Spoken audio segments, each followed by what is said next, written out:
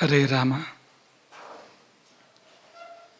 ಯತ್ರೈವ ಯತ್ರೈವ ಮನೋಮದೀಯಂ ತತ್ರೈವ ತತ್ರೈವ ತವ ಸ್ವರೂಪಂ. ಯತ್ರೈವ ಯತ್ರೈವ ಶಿರೋ ಮದೀಯಂ ತತ್ರೈವ ತತ್ರೈವ ಪದದ್ವಯಂ ತೇ. ಅನ್ನಪೂರ್ಣೆ ಸದಾಪೂರ್ಣೆ ಶಂಕರ ಪ್ರಾಣವಲ್ಲಭೆ ಜ್ಞಾನ ವೈರಾಗ್ಯ ಸಿದ್ಧ್ಯರ್ಥಂ ಭಿಕ್ಷಾಂ ದೇಹಿ ಚ ಪಾರ್ವತಿ.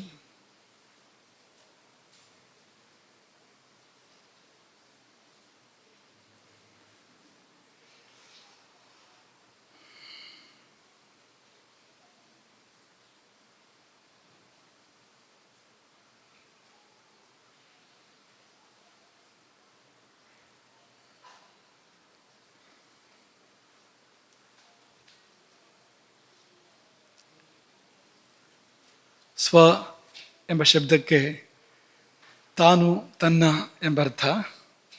ಸ್ವತಂತ್ರ ಅಂದರೆ ಯಾರು ತನ್ನತನಕ್ಕೆ ಪ್ರಾಧಾನ್ಯವನ್ನು ಕೊಡ್ತಾನೋ.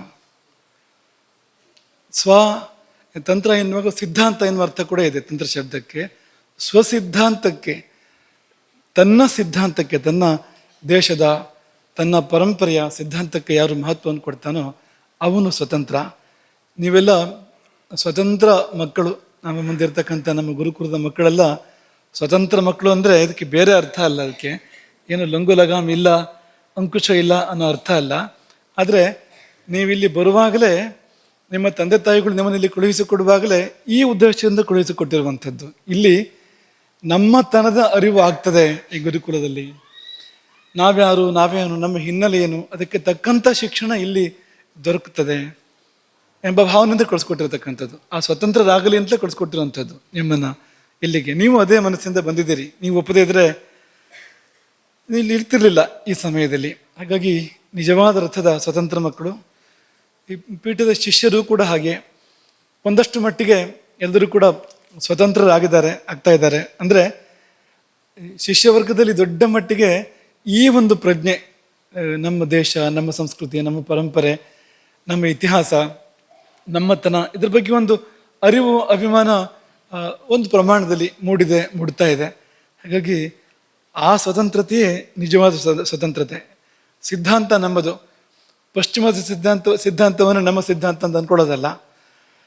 ನಮ್ಮದೇ ಸಿದ್ಧಾಂತ ಇದೆ, ಅದು ಶ್ರೇಷ್ಠವಾಗಿದೆ, ತುಂಬ ಅರ್ಥಪೂರ್ಣವಾಗಿದೆ. ಅದೇ ನಮ್ಮ ಜೀವನದ ಸಿದ್ಧಾಂತ ಆಗಬೇಕು.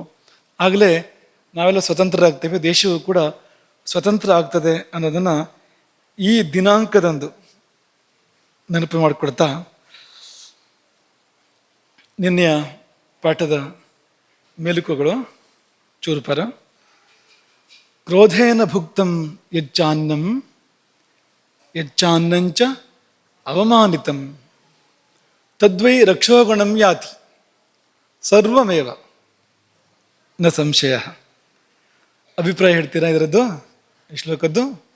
ಏನು ಹಾಗಂದ್ರೆ ವಿಷ್ಣು ಧ್ವನಿವರ್ಧಕ ಕೊಡಿಸು ಅವರಿಗೆ.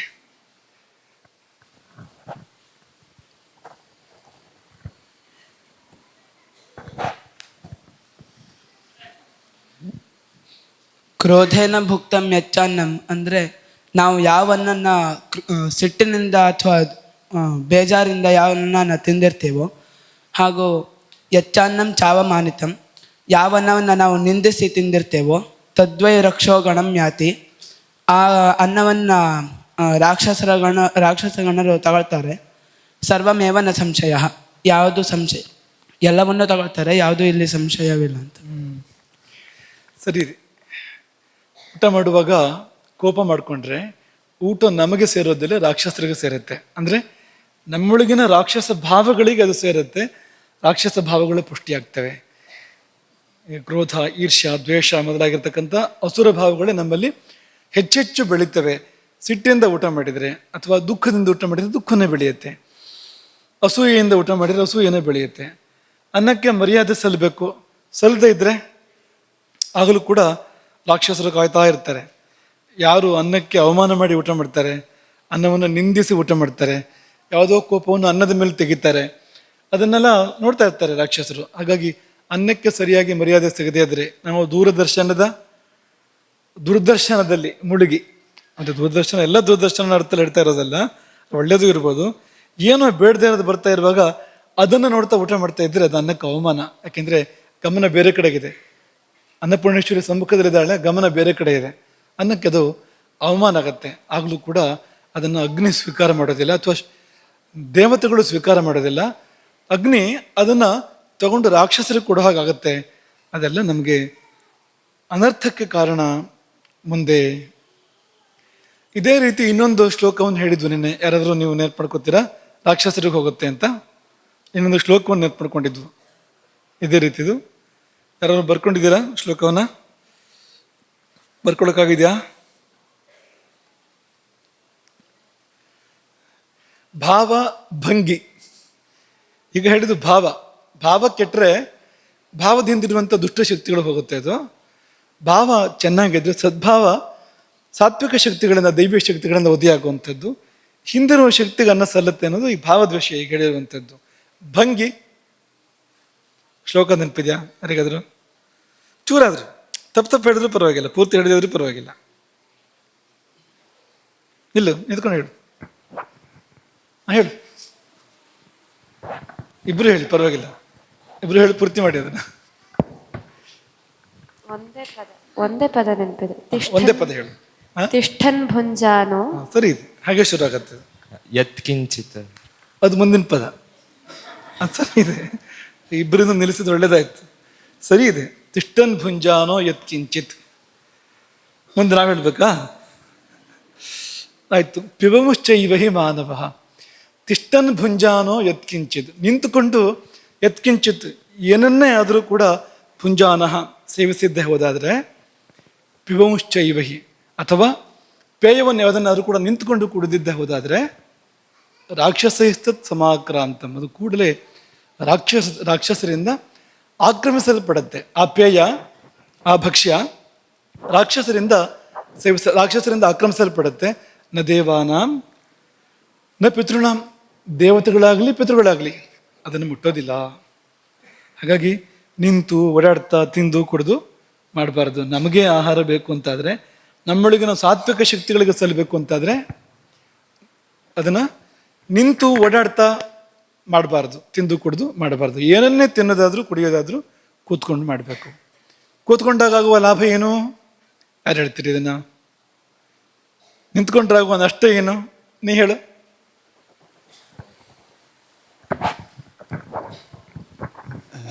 ನಿಂತುಕೊಂಡು ಓಡಾಡ್ತಾ ತಿಂದ್ರೆ ರಾಜಸಿಕ ಮತ್ತು ತಾಮಸಿಕ ಪರಿಣಾಮ ಬೀಳುತ್ತೆ. ಕುತ್ಕೊಂಡು ಸ್ವೀಕಾರ ಮಾಡಿದ್ರೆ ಸಾತ್ವಿಕ ಪರಿಣಾಮ ಬೀಳುತ್ತೆ. ಸರಿ. ಆದ್ರೆ ಹಿಂದೆ ದೇವತಾ ಶಕ್ತಿ ಇದ್ದಿದ್ದಕ್ಕೆ ದೇವತೆಗಳಿಗೆ ಸಮರ್ಪಣೆ. ಸರಿ ಇದೆ, ಸರಿ ಇದೆ. ಸಾತ್ವಿಕ ಶಕ್ತಿಗಳು ಅಂದರೆ ದೇವತೆಗಳು, ರಾಜಸಿಕ ತಾಮಸಿಕ ಶಕ್ತಿಗಳು ಅಸುರರು. ಒಂದಕ್ಕೆ ಎರಡು, ಸತ್ವಗುಣಕ್ಕೆ ದೇವತೆಗಳು, ರಜಸ್ಸು ತಮಸ್ಸು ಎರಡು ಕೂಡ ಅಸುರರು. ಹಾಗಾಗಿ ನೀವು ಸಾತ್ವಿಕ ಸ್ಥಿತಿಯಲ್ಲಿ ಸೇವನೆ ಮಾಡಿದರೆ ಸಾತ್ವಿಕ ಶಕ್ತಿಗಳಿಗೆ ಸಲ್ಲುವಂಥದ್ದು, ರಾಜಸಿಕ ತಾಮಸಿಕ ಸ್ಥಿತಿಗಳಲ್ಲಿ ಸೇವನೆ ಮಾಡಿದರೆ ಅಂಥ ಶಕ್ತಿಗಳಿಗೆ ಅದು ಸಲ್ಲುವಂಥದ್ದನ್ನು ಸರಿ ಇದೆ. ಕೂತ್ಕೊಂಡಾಗ ಯಾಕೆ ರಾಜಸಿಕ ತಾಮಸಿಕ ಶಕ್ತಿಗಳು ಕೆಲಸ ಮಾಡೋಲ್ಲ? ನೀನು ಹೇಳು. ನಾವು ಕುತ್ಕೊಂಡಿದ್ದಾಗ ನಾವು ಬಗ್ಗಿರೋ ಜಾಗದಲ್ಲೆಲ್ಲ ರಾಜಸಿಕ ಮತ್ತು ತಾಮಸಿಕ ಅಲ್ಲೇ ಅಂದ್ರೆ ನಿಂತಿರುತ್ತೆ, ಅದು ಮುಂದೆ ಹೋಗಲ್ಲ, ಹರಿಯಕ್ಕಾಗಲ್ಲ. ಸರಿಯಾದ ಮಾತನಾಡಿದೆ. ಕೂತ್ಕೊಂಡಾಗ ಸೊಂಟದಲ್ಲಿ ಬಗ್ಗಿರುತ್ತೆ, ಮೊಣಕಾಲಲ್ಲಿ ಬಗ್ಗಿರುತ್ತೆ, ಕಾಲು ಮೆಡಿಸಿ ಕೂತಾಗ. ಈ ಎಲ್ಲೆಲ್ಲಿ ಬಾಗು ಬರುತ್ತೋ ಅಲ್ಲೆಲ್ಲ ರಜಸ್ಸು ತಮಸ್ಸುಗಳ ಪ್ರವಾಹಕ್ಕೆ ಒಂದು ತಡೆ. ಮುಖ್ಯವಾಗಿ ತಮಸ್ಸು, ಅದು ಅಧೋಗಾಮಿ ಅದು ತಮಸ್ಸು ಮೇಲಿಂದ ಕೆಳಗೆ ಹರಿತಾ ಇರುತ್ತೆ ಯಾವಾಗಲೂ. ಅದು ನಾವು ಈ ಭಂಗಿ ಬಂದ ಕೂಡಲೇ ಅದಕ್ಕೊಂದು ತಡೆ ಬಂದಾಗ ಆ ಶಕ್ತಿ ಹಿಂದಿರುಗುವ ಅವಕಾಶ. ಮೇಲಿಂದ ಕೆಳಗೆ ಹರಿತಾ ಇರುವಂಥದ್ದು ಅಲ್ಲಿವರೆಗೆ ಬರ್ತಿದ್ದ ಹಾಗೇನೆ, ಸೊಂಟಕ್ಕೆ ಬರ್ತಿದ್ದ ಹಾಗೇನೆ ಹಿಂದಿರುಗಿ ಅದು ಹರಿಯೋದಂತೂ ಹರಿಲೇಬೇಕು. ಅದು ಹಿಂದಿರುಗಿ ಮೇಲ್ಮುಖ ಆಗುವಂಥ ಅವಕಾಶ.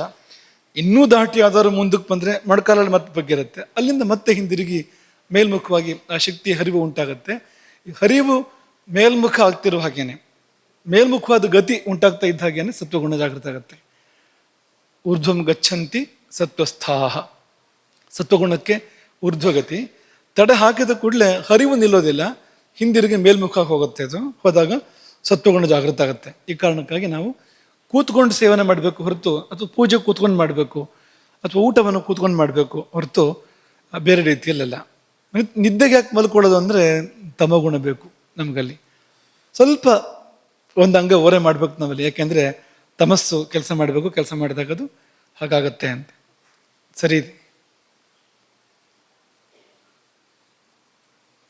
ಹೊರಶುದ್ಧಿಗಳೆಲ್ಲ ಇದ್ದರೂ ಕೂಡ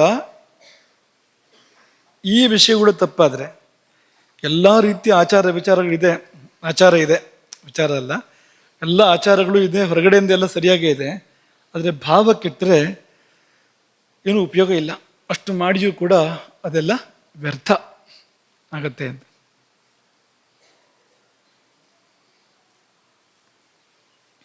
ಇನ್ನು ಅಗ್ನಿಗೂ ಪಿತ್ತಕ್ಕೂ ವ್ಯತ್ಯಾಸವನ್ನು ಹೇಳಿದ್ದು ನೆನಪಿದೆ ಅಂದರು. ಎಲ್ಲಿ ಅಂತರ ಬರುತ್ತೆ ಅಗ್ನಿಗೂ ಪಿತ್ತಕ್ಕೂ ಅಂತ ಹೇಳಿ ನೋಡೋಣ. ಕೂತ್ಕೊಂಡ್ರೆ ಹೇಳಿ ನೋಡೋಣ, ಬೇಕಾದ್ರೆ ಜೋರಾಗಿ ಹೇಳಿ.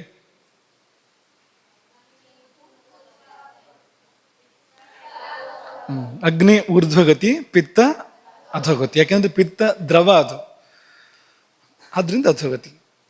ಆಮೇಲೆ ರಸಗಂಧ ಇಲ್ಲ ಅಗ್ನಿಗೆ ಅಲ್ವಾ? ನೀವ್ಯಾರು ರುಚಿ ನೋಡಿಲ್ಲ ಅಗ್ನಿದು. ರುಚಿ ನೋಡಕ್ ಹೋದ್ರೆ ಅದೇ ನಮ್ಮ ರುಚಿ ನೋಡುತ್ತೆ ಹೊರತು ನಾವು ಅದ್ರ ರುಚಿ ನೋಡೋಕ್ಕಾಗೋದಿಲ್ಲ. ಹಾಗಾಗಿ ಪಿತ್ತಕ್ಕೆ ರಸಗಂಧ ಎಲ್ಲ ಇದೆ, ಅಗ್ನಿಗೆ ಇಲ್ಲ.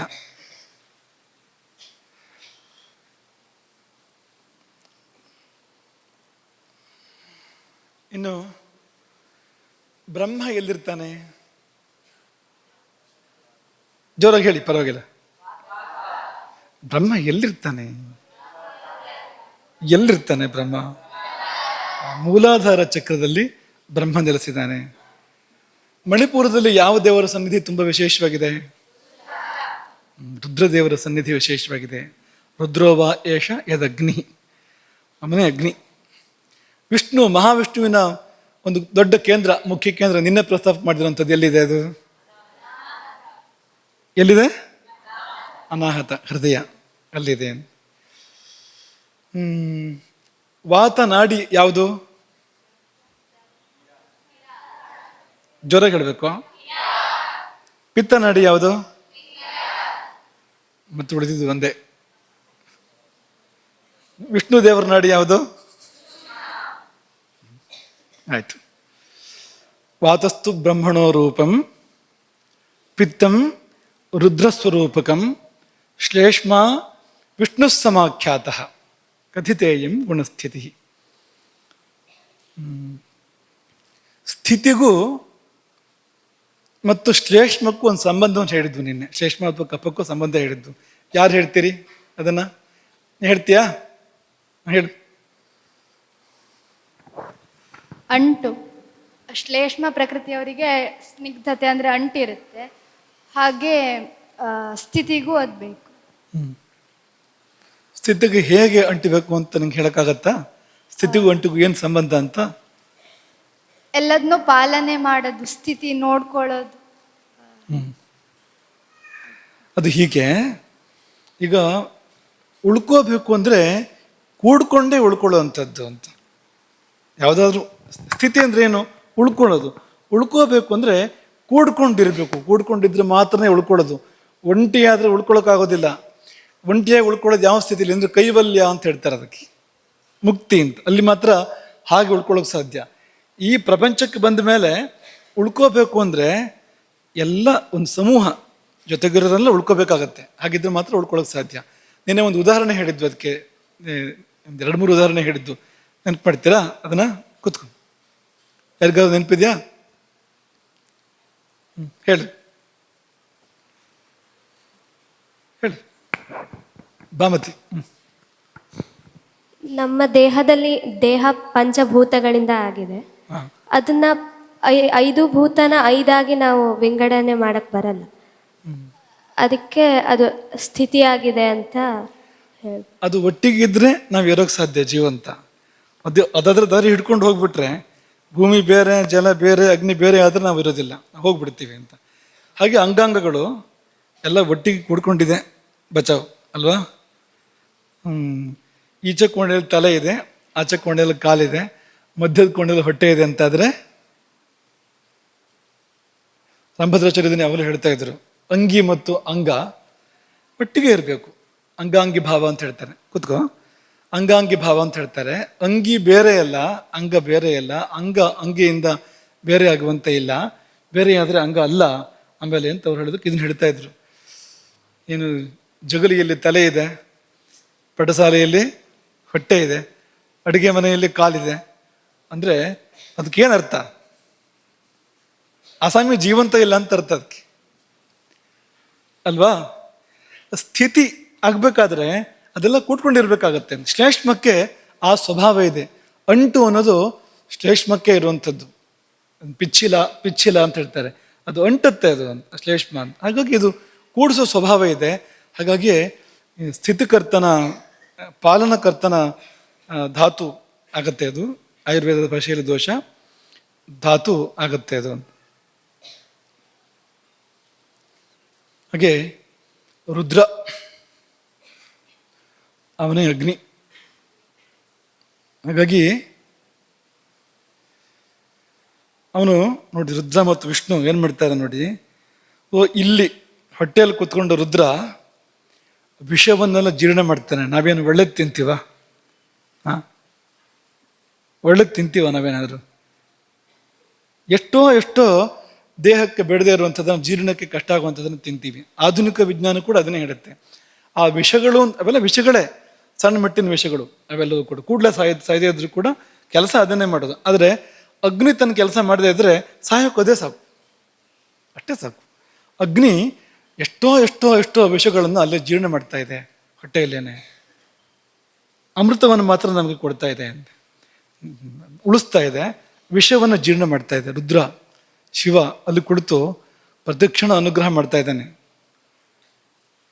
ನಾವು ಉಂಡ ವಿಷಯವನ್ನು ಜೀರ್ಣ ಮಾಡ್ತಾ ಇದ್ದಾನೆ ಅಲ್ವಾ? ಕಾಲಕೂಟ ವಿಷಯವನ್ನು ಜೀರ್ಣ ಮಾಡಿದವನು. ಅಲ್ಲೇ ಮೇಲಕ್ಕೆ ವಿಷ್ಣು ಇದ್ದಾನೆ. ವಿಷ್ಣು ಕೆಲಸ ಏನು ಅಂದರೆ ಅಮೃತವನ್ನು ಕೊಡೋದು ವಿಷ್ಣುವಿನ ಕೆಲಸ ಅಂತ. ವಿಷವನ್ನು ಜೀರ್ಣ ಮಾಡೋದು, ವಿಷದಿಂದ ನಮ್ಮನ್ನು ಕಾಪಾಡೋದು ಶಿವನ ಕೆಲಸ ಆದರೆ, ಅಮೃತವನ್ನು ಕೊಡೋದು ವಿಷ್ಣುವಿನ ಕೆಲಸ. ಅವನೇ ಅಲ್ವಾ ಅಮೃತ ಕೊಟ್ಟಿದ್ದು. ಮೋಹಿನಿಯಾಗಿ ಬಂದು ಬಡಿಸಿದ್ಯಾರು? ಈ ಕಡೆ ದೈತ್ಯರು, ಆ ಕಡೆ ರಾಕ್ಷಸರು, 2 ಪಂಕ್ತಿ ಇದೆ.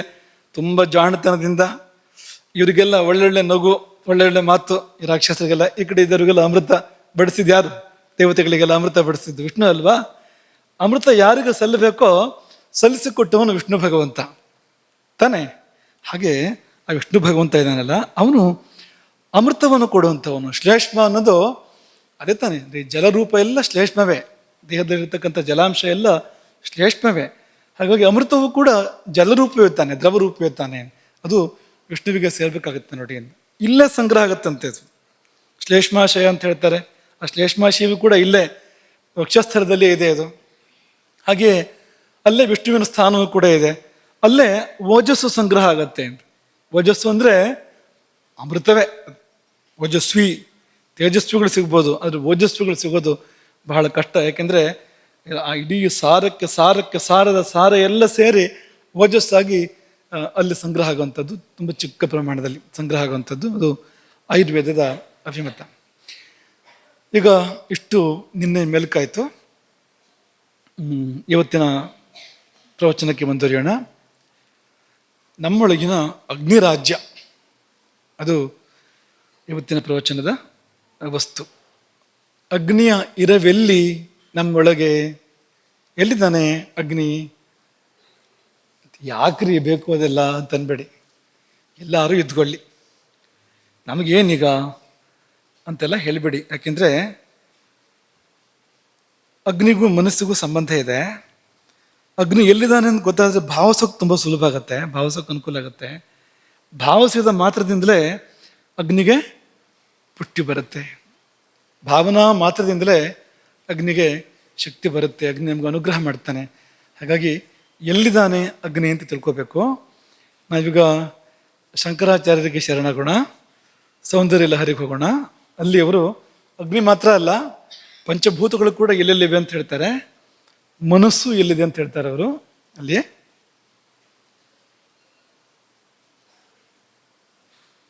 ಮಹೀಂ ಮೂಲಾಧಾರೆ ಕಮಪಿ ಮಣಿಪೂರೆ. ಹಾಡಿ, ಚಂದ ಹಾಡಿ ನೋಡುವ.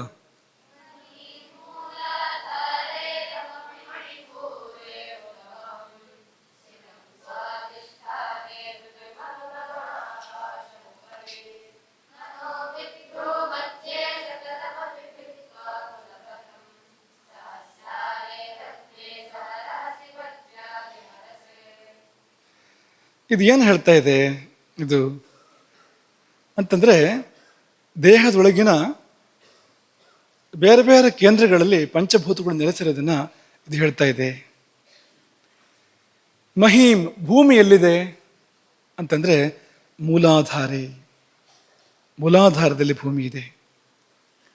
ನಾವು ಕುಳಿತುಕೊಳ್ಳುವಾಗ ಆಸನ ಸ್ಥಾನದಲ್ಲಿ ಬರತಕ್ಕಂಥ ಒಂದು ಚಕ್ರ, ಮೂಲಾಧಾರ ಚಕ್ರ, ಅತ್ಯಂತ ಕೆಳಗೆ ಬರುವ ಚಕ್ರ.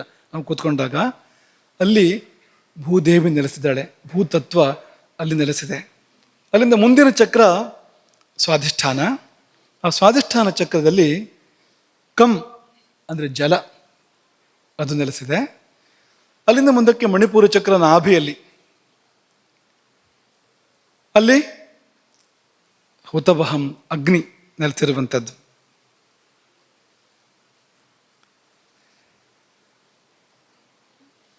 ಶಂಕರಾಚಾರ್ಯರು ಹೇಳಿದರು ಎಲ್ಲಿದ್ದಾನೆ ಅಗ್ನಿ ಅಂತ ಅಲ್ವಾ. ನಾಭಿಯ ಪರಿಸರದಲ್ಲಿ ಅಗ್ನಿಯ ಸ್ಥಿತಿ, ನಾಭಿ ಚಕ್ರ, ಮಣಿಪುರ ಚಕ್ರವನ್ನು ಅವರು ಉದಾಹರಿಸಿದರು. ಅಲ್ಲಿಂದ ಮುಂದಕ್ಕೆ ಅನಾಹತ ಚಕ್ರ ಹೃದಯದಲ್ಲಿರ್ತಕ್ಕಂಥದ್ದು, ಅಲ್ಲಿ ವಾಯು, ವಿಶುದ್ಧಿಯಲ್ಲಿ ಆಕಾಶ, ಮನಸ್ಸು ಭ್ರೂಮಧ್ಯದಲ್ಲಿ, ಮತ್ತು ಮೇಲೆ ಆತ್ಮ. ಸಹಸ್ರಾರ ಚಕ್ರದಲ್ಲಿ ಆತ್ಮ, ಪರಮಾತ್ಮ, ಚೈತನ್ಯ, ವಿಶ್ವ ಚೈತನ್ಯ ಅದಿರುವಂಥದ್ದು. ಈ ಶ್ಲೋಕದಲ್ಲಿ ಮಣಿಪುರ ಮತ್ತು ಸ್ವಾಧಿಷ್ಠಾನಗಳ ಹೆಸರನ್ನು ಆಚೆ ಈಚೆ ಮಾಡಿ ಹೇಳಿದೆ. ತಂತ್ರಶಾಸ್ತ್ರದಲ್ಲಿ ಇದೆಲ್ಲ ಸಾಧ್ಯ, ಇದು ಯಾವುದೋ ಒಂದು ಕಾರಣಕ್ಕೆ ಅವ್ರು ಹಾಗೆ ಹೇಳಿರ್ತಾರೆ. ನಾವು ನಿಮಗೆ ಹೇಳುವಾಗ ಸಾಮಾನ್ಯವಾಗಿ ಏನು ರೂಢಿಯಲ್ಲಿದ್ದು ಆ ರೀತಿ ಹೇಳ್ತಾ ಇದ್ದೇವೆ. ಮೂಲಾಧಾರ, ಸ್ವಾಧಿಷ್ಠಾನ, ಮಣಿಪುರ, ಅನಾಹತ, ವಿಶುದ್ಧಿ, ಆಜ್ಞಾ, ಸಹಸ್ರಾರ, ಈ ಕ್ರಮದಲ್ಲಿ ಹೇಳಿದ್ವು. ಶ್ಲೋಕದಲ್ಲಿ ಹೇಳುವಾಗ ಮಣಿಪುರ ಅನ್ನೋದನ್ನು ಸ್ವಾಧಿಷ್ಠಾನದ ಜಾಗದಲ್ಲಿ ಒಂದು ಹೆಸರು ಮಾತ್ರ ಆ ಕಡೆ ಈ ಕಡೆ ಮಾಡಿದ್ದಾರೆ. ಮಣಿಪುರ ಮತ್ತು ಸ್ವಾಧಿಷ್ಠಾನ ಅದರದ್ದು. ಗೊಂದಲ ಬೇಡ ಅನ್ನೋ ಕಾರಣಕ್ಕೆ ನಿಮಗೆ ಮಾಮೂಲಿ ಪದ್ಧತಿಯನ್ನು, ಮಾಮೂಲಿ ಅಭ್ಯಾಸವನ್ನು ನಿಮ್ಗೆ ಹೇಳಿರುವಂಥದ್ದು. ಹಾಗಾಗಿ ಪೃಥ್ವಿ ಆಸನ ಸ್ಥಾನ, ಅಲ್ಲಿ ಮೂಲಾಧಾರ ಚಕ್ರ. ಜಲ ಸ್ವಾಧಿಷ್ಠಾನ, ಕಿಬ್ಬೊಟ್ಟೆ ಅಲ್ಲಿದೆ ಅದು. ನಾಭಿ ಅಲ್ಲಿ ಮಣಿಪುರ ಚಕ್ರ ಇದೆ ಅಗ್ನಿಯಲ್ಲಿ. ಹೃದಯ ಅಲ್ಲಿ ಅನಾಹತ ಚಕ್ರ ಇದೆ ವಾಯು. ಕಂಠ ಅಲ್ಲಿ ವಿಶುದ್ಧಿ ಚಕ್ರ ಇದೆ ಆಕಾಶ. ಭ್ರೂಮಧ್ಯ ಯಾವ ಚಕ್ರ ಇದೆ? ಆಜ್ಞಾ ಚಕ್ರ, ಅಲ್ಲಿ ಮನಸ್ಸು. ಮತ್ತು ಮೇಲಿರೋ ಚಕ್ರಕ್ಕೆ ಏನು ಹೆಸರು? ನಡುನೆತ್ತಿಯಲ್ಲಿದೆ ಅದು, ಅಲ್ಲಿ ಚೈತನ್ಯ. ನೀವು ವೇದ ಓದ್ದವರಿಗೆ ಗೊತ್ತಿದೆ. ತಸ್ಮಾದ್ವಾ ಏತಸ್ಮಾದ್ ಆತ್ಮನಃ ಆಕಾಶ ಸಂಭೂತಃ. ಆತ್ಮದಿಂದ ಆಕಾಶ, ಆಕಾಶಾತ್ ವಾಯು, ಆಕಾಶದಿಂದ ವಾಯು, ವಾಯೋರಗ್ನಿ, ವಾಯುವಿಂದ ಅಗ್ನಿ, ಅಗ್ನೇರಾಪಃ, ಅಗ್ನಿಯಿಂದ ಜಲ, ಆಮೇಲೆ ಅದ್ಭ್ಯ ಪೃಥಿವಿ, ಜಲದಿಂದ ಪೃಥಿವಿ. ಇದೇ ಕ್ರಮದಲ್ಲಿದೆ ಇದು, ಇದೇ ರೀತಿಯಾಗಿದೆ ಇದು. ಸ್ವಾರಸ್ಯ ಅಂದರೆ ಅವಯವಗಳು ಹಾಗೆ ಇದೆ ಅಂತ. ಉದಾಹರಣೆಗೆ ಈಗ ಮೂಲಾಧಾರ ಅಂತ ತಗೊಳ್ಳಿ ನೀವು. ಮೂಲಾಧಾರ ಅಂತಂದರೆ ಆ ಮೂಲಾಧಾರದ ಪರಿಸರದಲ್ಲಿ ನಮ್ಮ ದೇಹ ಭಾಗ ಹೇಗಿದೆ ಅಂದರೆ ಭೂಮಿಗೆ ತಗುಲುವ ದೇಹ ಭಾಗಗಳು ಮೂಲಾಧಾರದ ಪರಿಸರದಲ್ಲಿದೆ, ಮೂಲಾಧಾರದ ವ್ಯಾಪ್ತಿಯಲ್ಲಿದೆ. ನಾವು ಕೂತ್ಕೊಳ್ತೀವಿ, ಭೂಮಿಗೆ ತಗುಲುವ ಸ್ಥಾನ ಎಲ್ಲ ಅದು ಮೂಲಾಧಾರಕ್ಕೆ ಹತ್ತಿರ ಇದೆ ನೋಡಿ ಅಂತ, ಭೂಮಿಗೆ ಸಂಬಂಧ ಕಾಣುತ್ತೆ ನೋಡಿ. ನಿಂತ್ಕೊಳ್ತೀವಿ, ಪಾದ ಭೂಮಿಗೆ ತಾಗತ್ತೆ, ಪಾದವು. ಮೂಲಾಧಾರದ ಚಕ್ರದ ವ್ಯಾಪ್ತಿ ಕೆಳಗಲ್ಲಿವರೆಗೂ ಅದರ ವ್ಯಾಪ್ತಿ ಇದ್ದೇ ಇದೆ, ಯಾಕೆಂದರೆ ಅಲ್ಲಿ ಬೇರೆ ಯಾವುದೋ ಚಕ್ರಗಳಿಲ್ಲ ಅಲ್ಲಿ. ಹಾಗಾಗಿ ಅದೆಲ್ಲ ಭೂಮಿಯ ಸಂಬಂಧ ಬರುವಂಥದ್ದು. ಸ್ವಾಧಿಷ್ಠಾನ, ಕಿಬ್ಬೊಟ್ಟ ಪರಿಸರದಲ್ಲಿ ನೀರಿಂದ ಏನಾದ್ರು ಇದೆಯಾ? ಯೋಚನೆ ಮಾಡಿ. ಮೂತ್ರಕೋಶ ಇದೆ, ಆ ಪರಿಸರದಲ್ಲಿ ಮೂತ್ರ ಸಂಗ್ರಹ ಮಾಡ್ತಕ್ಕಂಥ ಮೂತ್ರದ ಚೀಲ ಅಂತ ಹೇಳ್ಬೋದು, ಮೂತ್ರಕೋಶ ಇದೆ ಅಲ್ಲಿ. ಹಾಗಾಗಿ ಅದು ಜಲಭೂತದ ಒಂದು ಕುರುಹು ಅಲ್ಲಿದೆ ಅಂತ. ಹೇಗೆ ಭೂತತ್ವದ ಒಂದು ಕುರುಹು ಇಲ್ಲಿದೆಯೋ ಹಾಗೆ ಜಲತತ್ವದ ಒಂದು ಕುರುಹು ಅಲ್ಲಿದೆ. ಇನ್ನು ಮಣಿಪುರ ನಾಭಿ, ಅದು ಅಗ್ನಿಯ ರಾಜ್ಯ ಅಂತಾಯಿತು. ಅಲ್ಲೇನಾದ್ರು ಅಗ್ನಿ ಕುರುಹಿದೆಯಾ? ಇದೆಯಲ್ಲ, ಬೆಂಕಿ, ಹೊಟ್ಟೆಗೆ ಬೆಂಕಿ ಬಿತ್ತು ಅಂತ ಹೇಳ್ತಾರಲ್ಲ. ತುಂಬ ಹೊತ್ತು ಅಂದರೆ ಒಂದು ಹೊತ್ತು ಊಟ ಸಿಗದೇ ಇದ್ರೆ ಹಸಿವಾಗಿದ್ದ, ಹೊಟ್ಟೆಗೆ ಬೆಂಕಿ ಬಿದ್ದಿದೆ ಅಂತ ಸಾಮಾನ್ಯ ಜನರು ಕೂಡ ಹೇಳ್ತಾರೆ ನೋಡಿ ಅಂತ. ಹಾಗಾಗಿ ಅಲ್ಲಿ ಅಗ್ನಿಯ ಸಾನ್ನಿಧ್ಯ ಖಂಡಿತವಾಗಿಯೂ ಇದೆ. ಆಮೇಲೆ ಇದು ಅನಾಹತ ಚಕ್ರ, ಇಲ್ಲಿ ವಾಯುವಿನ ನೆಲೆ ಇದೆ ಹೃದಯದಲ್ಲಿ. ಅದೇನಿದೆ ವಾಯುವಿಗೆ ಸಂಬಂಧಪಟ್ಟಿದ್ದಲ್ಲಿ? ಏನಾದ್ರು ಯೋಚನೆ ಮಾಡಿ ಹೇಳಿ. ಇಲ್ಲಿ ಜ್ವರ ಹೇಳಿ, ಶ್ವಾಸಕೋಶ ಇದೆ ಇಲ್ಲಿ. ಹಾಗೆ ಎಲ್ಲಿ ವಾಯುವಿನ ನೆಲೆ ಇದೆಯೋ ಆ ಪರಿಸರದಲ್ಲಿ ಶ್ವಾಸಕೋಶ ಇದೆ. ಅಲ್ಲಿಂದ ಮುಂದಕ್ಕೆ ವಿಶುದ್ಧಿ ಚಕ್ರ ಕಂಠದಲ್ಲಿ, ಅಲ್ಲೇನಿದೆ ಆಕಾಶ ಅಲ್ವಾ, ಆಕಾಶದ ನೆಲೆ. ಆಕಾಶ ಸಂಬಂಧಪಟ್ಟಿದ್ದು ಏನಿದೆ ಅಲ್ಲಿ? ಕುತ್ತಿಗೆಯಲ್ಲಿ ಧ್ವನಿಪೆಟ್ಟಿಗೆ ಆಕಾಶ ಸಂಬಂಧಪಟ್ಟಿದ್ದ. ಯಾಕೆ? ಶಬ್ದ ಗುಣಕಂ ಆಕಾಶಂ, ಶಬ್ದಗಳೆಲ್ಲವೂ ಆಕಾಶದಿಂದ ಉತ್ಪತ್ತಿ ಆಗುವಂಥದ್ದು. ಆಕಾಶದಲ್ಲಿರ್ತಕ್ಕಂಥ ಒಂದೇ ಒಂದು ಗುಣ ಅಲ್ವಾ? ವಾಯುವಿಗಾಗುವಾಗ ಎರಡು ಗುಣ. ವಾಯು ಆಕಾಶದ ಮರಿಯಾಗಿದ್ದರಿಂದ ಆಕಾಶದ ಗುಣ ಒಂದಲ್ಲದೆ, ಶಬ್ದ ಒಂದಲ್ಲದೆ, ತಂದೊಂದು ಯಾವುದದು? ಸ್ಪರ್ಶ ಅಂತ. ಅಪ್ಪನಾಸ್ತಿ ಶಬ್ದ, ಸ್ವಾರ್ಜಿತ ತನ್ನಾಸ್ತಿ ಸ್ಪರ್ಶ ಅಂತ. ವಾಯುವಿನ ಮರಿ ಯಾವುದು? ಅಗ್ನಿ. ಅಗ್ನಿಯಲ್ಲಿ ಅಪ್ಪ ಅಜ್ಜನ ಆಸ್ತಿ ಎರಡೂ ಅಗ್ನಿ ಹತ್ರ ಇದೆ. ಯಾವ್ದ್ಯಾವುದು? ಶಬ್ದ ಇದೆ, ಚಟ ಚಟ ಅಂತ ಶಬ್ದ ಮಾಡುತ್ತೆ ಅಲ್ವಾ ಅಗ್ನಿ. ಮತ್ತೆ ಸ್ಪರ್ಶ ಅಂತೂ ಇದೆಯಪ್ಪ ಅಗ್ನಿಗೆ. ಬಿಸಿ ಬಿಸಿ ಬಿಸಿ ಬಿಸಿ ಸ್ಪರ್ಶ, ಮುಟ್ಟಿದ್ರೆ ಸಾಕು ಸುಟ್ಟು ಹೋಗ್ಬೇಕು ಅಂತ ಸ್ಪರ್ಶ ಇದೆ ಅದಕ್ಕೆ ಅಗ್ನಿಗೆ. ಹಾಗೆ ಯಾರಿಗೂ ಸ್ಪರ್ಶ ಇಲ್ವೇನೋ ಅಗ್ನಿಗಿದ್ದ ಹಾಗೆ, ಅಂತ ಸ್ಪರ್ಶ ಇದೆ ಅದಕ್ಕೆ. ತಂದೊಂದು ಗುಣ ಇದೆ. ಮತ್ತೆ ಕಾಣಿಸುತ್ತೆ ಅಗ್ನಿ, ವಾಯು ಕಾಣಿಸೋದಿಲ್ಲ. ಆಕಾಶ ಸ್ಪರ್ಶಕ್ಕೂ ಸಿಗೋದಿಲ್ಲ, ಶಬ್ದ ಮಾತ್ರ ಆಕಾಶದ್ದು. ವಾಯುಗಾಗುವಾಗ ಸ್ಪರ್ಶವೂ ಇದೆ, ಅಗ್ನಿಗಾಗುವಾಗ ರೂಪವೂ ಇದೆ. ಎರಡು ಅಪ್ಪ ಅಜ್ಜನ ಆಸ್ತಿ, ಒಂದು ತನ್ನದು. ಯಾರು ಆಸ್ತಿ ಕಳಿಲಿಲ್ಲ ಇಲ್ಲಿ. ಈಗ ಇದರ ಮರಿ ಜಲ, ಅಗ್ನಿಯ ಮರಿ ಜಲ. ಜಲದಲ್ಲಿ ಅಪ್ಪ ಅಜ್ಜ ಮುತ್ತಜ್ಜ ಮೂರರ ಆಸ್ತಿಯೂ ಇದೆ ಅಲ್ವಾ? ಜುಳು ಜುಳು ಹರಿಯುತ್ತೆ, ಶಬ್ದ ಇದೆ. ಆಮೇಲೆ ಸ್ಪರ್ಶ ಇದೆ ಅಲ್ವಾ? ತಂಪಾಗತ್ತೆ, ಸ್ಪರ್ಶ ಇದೆ. ಬಿಸಿ ಆಗೋದಿಲ್ಲೋ ಕೇಳಬೇಡಿ, ಅಗ್ನಿ ಸಹವಾಸ ಮಾಡಿದ್ರೆ ಮಾತ್ರ ಬಿಸಿ ಆಗೋದು, ಇಲ್ಲದಿದ್ರೆ ಬಿಸಿ ಆಗೋದಿಲ್ಲ. ಆಮೇಲೆ ರೂಪ ಇದೆ, ಮನೋಹರವಾದ ರೂಪ ಇದೆ. ನೀರು ಹರಿದು ಹೋಗ್ತಾ ಇದ್ರೆ ಅಥವಾ ಸರೋವರವಾಗಿ ನಿಂತಿದ್ರೆ ತುಂಬ ಚಂದ ಕಾಣಿಸುತ್ತೆ. ಮಾನಸ ಸರೋವರ ನೋಡಿ, ರೂಪ ಇದೆ, ಕಣ್ಣಿಗೆ ಕಾಣಿಸುತ್ತೆ ಅದು. ಆಮೇಲೆ ತಂದೆ ಆಗಿರುವಂಥ ರಸ ಇದೆ, ರುಚಿ ಇದೆ ಅದಕ್ಕೆ. ಅಗ್ನಿಗೆ ರುಚಿ ಇಲ್ಲ. ಇದೆಯಾ ಅಂತ ನೋಡಿದವ್ರು ಯಾರು ಇಲ್ಲ. ಈಗ ನೀವ್ಯಾರು ಆ ಪ್ರಯತ್ನ ಮಾಡಬಾರ್ದು. ಅಗ್ನಿ ಯಾವ ರುಚಿ ಅಂತ ನೋಡೋಕೆ ಹೋಗ್ಬಾರ್ದು. ಆಗಲೇ ಮಾತಾಡ್ಕೊಂಡಿದೆ ಅದರ ಪರಿಣಾಮ ಏನು ಅಂತ. ಹಾಗಾಗಿ ರುಚಿ ಒಂದು ಸೇರ್ಕೊಳ್ತು ಜಲದಲ್ಲಿ. ಕೊಟ್ಟ ಕೊನೆಯಲ್ಲಿ ಎಲ್ಲದರ ಮರಿ ಪೃಥ್ವಿ. ಕೊಟ್ಟ ಕೊನೆಯದ್ದಿದು. ಸೃಷ್ಟಿಯ ಕೊಟ್ಟ ಕೊನೆಯ ಹೆಜ್ಜೆ ಯಾವುದು ಅಂದರೆ ಪೃಥ್ವಿ ಅಲ್ವಾ, ಭೂಮಿ. ಅದನ್ನೇ ನಾವು ಮೊನ್ನೆ ಪ್ರಸ್ತಾಪ ಮಾಡುವಾಗ ಹೇಳಿದ್ವಿ, ಎಲ್ಲವೂ ಭೂತತ್ವ ಪ್ರಧಾನವಾಗಿ ಸಿಗುವಂಥದ್ದು ನಮಗೆ ಇಲ್ಲಿ, ಆಹಾರವೆಲ್ಲವೂ ಕೂಡ. ಹಾಗಾಗಿ ಕೊನೆಯ ಹೆಜ್ಜೆ ಆಗಿದ್ದರಿಂದ ಕೊನೆಗೆ ತಮಗುಣ ಜಾಸ್ತಿ ಆಗ್ತಾ ಹೋಗುತ್ತೆ. ಹಿಂದಕ್ಕೆ ಹೋದಾಗೆ ರಜೋಗುಣ, ಮತ್ತು ಹಿಂದಕ್ಕೆ ಹೋದರೆ ಸತ್ವಗುಣ, ಹೀಗಾಗ್ತಾ ಹೋಗುವಂಥದ್ದು. ಹಾಗಾಗಿ ಆಹಾರ ಪ್ರಪಂಚವೇ ತಾಮಸ. ಅದು ಮಾತ್ರ ನೋಡೋದು ಕೇಳೋದು ಎಲ್ಲವೂ ಕಡೆ ಒಟ್ಟು ಹೇಳೋದಾದರೆ ತಾಮಸ. ಅದರಲ್ಲಿ ಮತ್ತೆ ವಿಭಾಗ ಮಾಡ್ಬೋದು, ಯಾವುದರಲ್ಲಿ ಸತ್ವಾಂಶ ತುಂಬ ಇದೆ ಅಂತೆಲ್ಲ ಮತ್ತೆ ವಿಭಾಗ ಮಾಡ್ಬೋದು, ಸಾಮಾನ್ಯ ರೂಪದಿಂದ ಅದು ಅಂತ. ಈ ಭೂಮಿಯಲ್ಲಿ ಹಿಂದಿನ 4 ಭೂತಗಳ ಗುಣಗಳ ಜೊತೆಯಲ್ಲಿ ತಂದೆ ಆಗಿರ್ತಕ್ಕಂಥ ಗಂಧ, ಪರಿಮಳ ಇದೆ ಅಲ್ವಾ. ಹೀಗೆ ಆಕಾಶಕ್ಕಿರುವ ಒಂದೇ ಒಂದು ಗುಣ ಶಬ್ದ. ಆ ಶಬ್ದ ಇಲ್ಲಿಂದಲೇ ಬರುವಂಥದ್ದು, ಶಬ್ದ ಗುಣಕಮ ಆಕಾಶಂ. ಇಲ್ಲೇ ಅದರ ಅಭಿವ್ಯಕ್ತಿ ಮೂಲಾಧಾರದಿಂದ ಅಲ್ಲ, ಅದರ ಮೂಲ ಬೇರು ಗೇರು ಎಲ್ಲ ಇದೆ ಕೆಳಗಡೆಗೆ. ಆದರೆ ಅದರ ಅಭಿವ್ಯಕ್ತಿ ಎಲ್ಲಿಂದ ಅಂದರೆ ಇಲ್ಲಿಂದ. ಅಂಗ, ಸಂಬಂಧಪಟ್ಟ ಅಂಗ ಎಲ್ಲಿದೆ ಅಂದರೆ ಇಲ್ಲೇ ಇರುವಂಥದ್ದು, ಧ್ವನಿಪೆಟ್ಟಿಗೆ ಅಂತ. ಇನ್ನು ಭೂಮಧ್ಯದಲ್ಲಿ ಮನಸ್ಸಿದೆ. ಮನಸ್ಸಿನ ಹತ್ರ ಅದಕ್ಕೆ ಸಂಬಂಧಪಟ್ಟಂತೆ ಯಾವ ಅಂಗ ಇದೆಯಪ್ಪ? ಮಿದುಳೆ ಇದೆ, ಪಕ್ಕದಲ್ಲಿ ಮಿದುಳೆ ಇದೆ.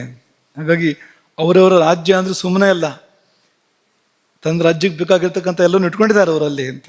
ಹಾಗೆ ಈ 5 ಭೂತಗಳು 5 ಕೇಂದ್ರಗಳಲ್ಲಿ ಇದ್ದುಕೊಂಡು ಆಳ್ವಿಕೆಯನ್ನು ಮಾಡ್ತವೆ. 6ನೇದಾಗಿ ಮನಸ್ಸು, ಅದು ಭೂಮಧ್ಯದಲ್ಲಿದೆ. ಮತ್ತು ಮೇಲಕ್ಕೆ ಸಹಸ್ರಾರಕ್ಕೆ ಹೋದಾಗ ಅದು ಚೈತನ್ಯ, ಶುದ್ಧ ಚೈತನ್ಯ, ಪರಮಾತ್ಮ, ಆತ್ಮನ ಆಕಾಶ ಸಂಭೂತ ಎನ್ನುವಂಥದ್ದು ತೋರಿಸೋದು. ನೋಡಿ ಇಲ್ಲೆಲ್ಲ ಇದೆ.